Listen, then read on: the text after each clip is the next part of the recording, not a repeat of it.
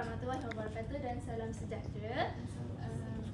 Saya Najah Safia binti Baharudin, pemegang kad matriks D2024110983.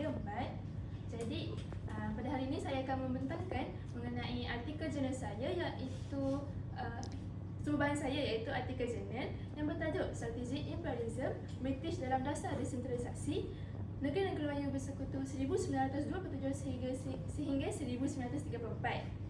Jadi artikel ini telah ditulis oleh Muhammad Syazwan Mukhtar, Muhammad Syamsuddin dan juga Sufian Mansur. Artikel ini telah diterbitkan pada tahun 2021. Jadi perkara pertama yang ingin saya bentangkan ialah dasar desentralisasi, di mana dasar ini ialah dasar British yang memindahkan, yang digunakan untuk memindahkan kuasa pentadbiran dan juga kewangan daripada kerajaan persekutuan kepada kerajaan negeri. Jadi dasar ini telah dicadangkan oleh Sir Cecil Selmente dan diluluskan melalui laporan Wilson 1933. Jadi masalah penyelesaian ini adalah apabila pada tahun sebelum 1927 terdapat ketidakpuashatian oleh Raja-Raja Melayu kerana pusat pentadbiran terlalu berpusatkan di Kuala Lumpur. Jadi British ni menyediakan penyelesaian iaitu desentralisasi ini. Jadi melalui desentralisasi ini perkara pertama ialah agihan kuasa kewangan, di mana British telah mengalihkan 10 jabatan persekutuan kepada Majlis Mesyuarat Negeri. Ini menyebabkan penghapusan jawatan ketua setiausaha. Seterusnya adalah pemusatan implisit di Singapura. Walaupun kuasa pentadbiran ini telah dialihkan ke negeri, tetapi pemusatan dasar ini, pemusatan kuasa pentadbiran ini masih lagi dipindahkan, iaitu di Singapura. Jadi sebenarnya Sultan ini tak ada pun kuasa yang mutlak. Jadi secara automatiknya Pesuruhjaya Tinggi berkuasa terus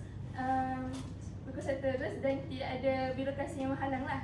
Jadi antaranya adalah melayani.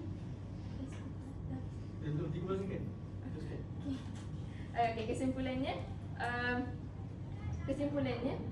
British dapat mencapai dua strategi, iaitu kuasa pentadbiran dan juga pengabsahan kuasa, di mana pengabsahan kuasa ini adalah mereka mengekalkan institusi Raja-Raja Melayu dan menjadikan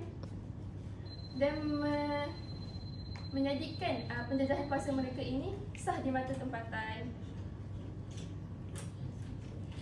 Sesi soal jawab. Ada soalan?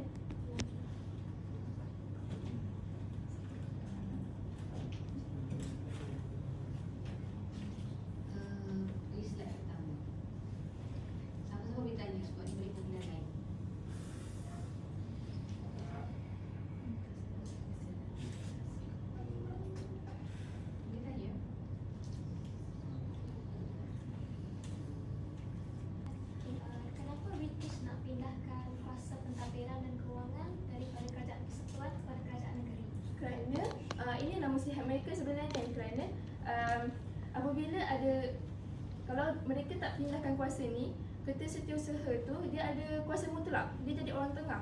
Jadi British tak boleh nak kawal kuasa kewangan tu. Jadi inilah yang mereka cadangkan untuk dalam masa yang sama macam nak menipu daya Raja-Raja Melayu, bahawa mereka sebenarnya ada kuasa sebenarnya.